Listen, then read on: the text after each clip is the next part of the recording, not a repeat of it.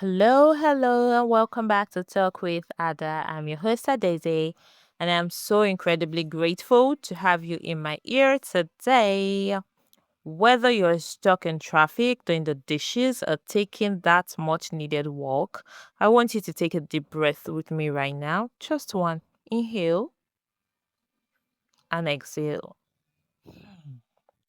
Today, we are diving into a word that has been tattooed on my heart lately: renewed. You know my name, Adeze, carries the weight of royalty, the king's daughter.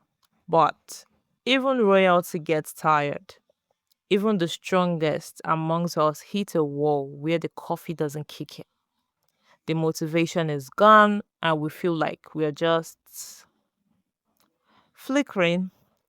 If you feel like pilot light is low, today's episode is your invitation to relight it. Why do we need renewal? Because life is heavy. We pick up habits, worries, and identities that weren't meant to be permanent. Think about it like a phone. If you never close the apps running in the background, eventually the whole system lags. We often mistake getting by for living. We tell ourselves, I'm fine, I'm just busy. But busy often is a max for depleted. Renewal isn't just about a spa day or a vacation, though, don't get me wrong, I love a good massage. True renewal is a spiritual and mental recalibration.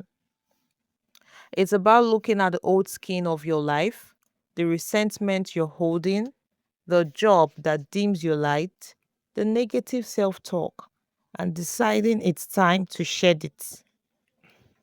So, how do we actually move from drained to renewed? I have broken it down into three pillars that I'm practicing right now. Pillar one, we call it the silence. We live in a noisy world. If you aren't hearing from yourself, it's probably because you're listening to everyone else. Renewal starts in the quiet. It's in those 5 minutes of prayers or meditation before you touch your phone in the morning. And then we have pillar two, the forgiveness. You cannot be renewed if you are carrying the weight of yesterday's mistakes.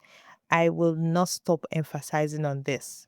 Whether it's forgiving someone else, or more importantly, forgiving yourself for not being perfect, I mean, in quotes, you have to drop the bags to move forward. Pillar three, we'll call it the joy audit. When was the last time you did something just because it made you laugh? Not because it was productive, not because it made money, but because it made you feel alive. Renewal requires a reintroduction to joy. I want to get personal for a second. As a daisy, I've had to learn that being a daughter of a king doesn't mean I don't fail. It means I have a place to go when I do. To be renewed is to remember your worth. Some of you listening have forgotten whose you are.